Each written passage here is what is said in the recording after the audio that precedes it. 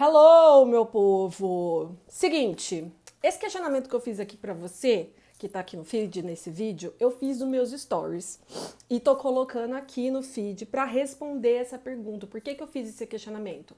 Se você entraria em estabelecimento ou você compraria de um determinado empresário ou compraria o serviço dele ou o produto que seja se ele te tratasse com má educação, indiferença e coisas do gênero. Obviamente que a resposta da maioria da galera foi não. Inclusive teve uma pessoa que ainda disse assim: se o produto que eu quero só está lá, eu falaria para ele que o serviço dele não está sendo bem prestado. Beleza.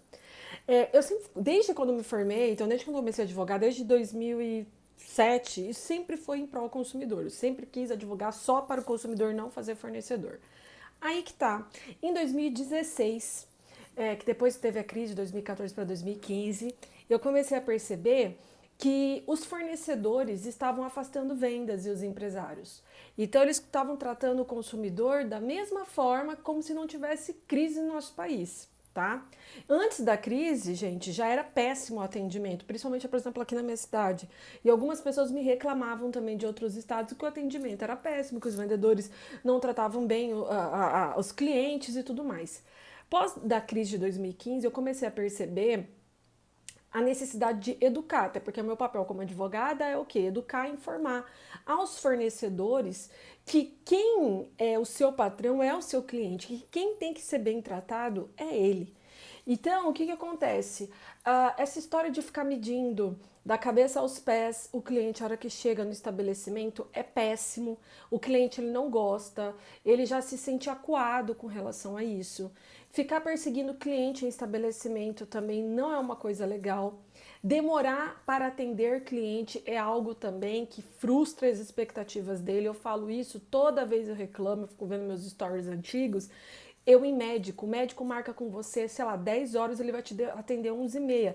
Tá errado. O médico, ele tem seus clientes, ele tem que chegar cedo, porque senão ele atrasa os demais pacientes. A gente também tem outras coisas para fazer. Eu também coloquei isso por uma situação que eu passei de uma médica, porque eu fui fazer para ver se eu estava com algum problema hormonal. E aí saiu os exames, bem rápido, inclusive, e eu mandei, eu liguei na médica para agendar o retorno. A médica, a atendente dela lá, funcionária, disse que só teria para mim retorno em novembro. Não existe, o retorno é só para você mostrar o que é, né? Para você mostrar seus exames. Ela falou: então se for para mostrar, pode ser pelo WhatsApp, não tem problema nenhum.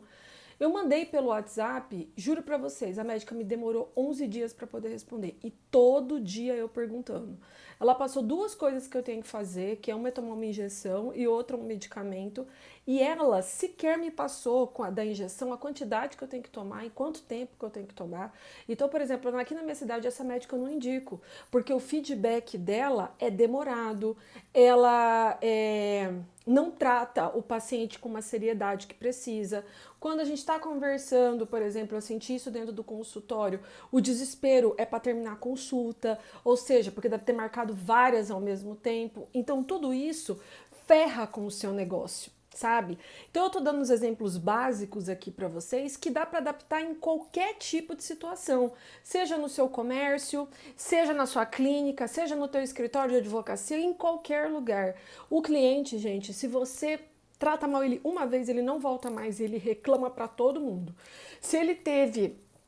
Se você tratou ele com indiferença, como se ele não existisse, muitas vezes pela roupa que ele está usando, por características que ele tem, porque isso acontece muito, ele também não volta e reclama de você. Se você trata ele com rapidez, se você não deixa ele falar, se você não deixa ele se manifestar também, é prejudicial para o seu negócio. Independente se você é um prestador de serviço ou se você tem uma empresa constituída, tá? O que eu quero falar para vocês, fornecedores de produtos ou de serviço, é que vocês olhem para um consumidor com mais educação, com mais paciência.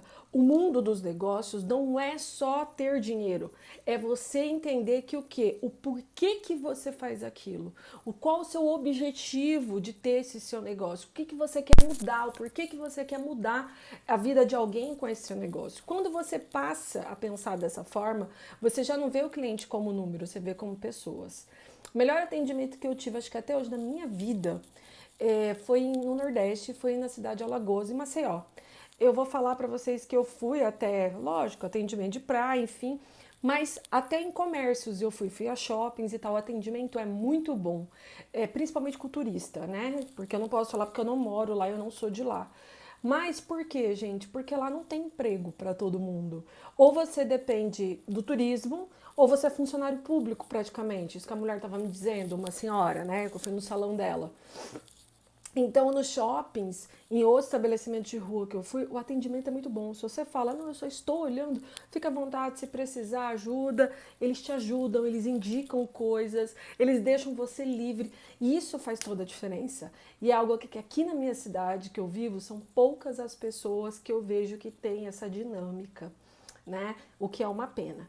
Então, se o empresário ele entender que o cliente não é número e que o cliente ele é uma pessoa e que pessoas conectam com outras pessoas, a possibilidade de venda dele é maior, a possibilidade desse cliente estar insatisfeito é bem menor também. Vai ter o saque, eu até brinco, vai ser só de enfeite, porque não vai ter reclamação se o atendimento é muito bom. Se liga aí. Beijo, gente!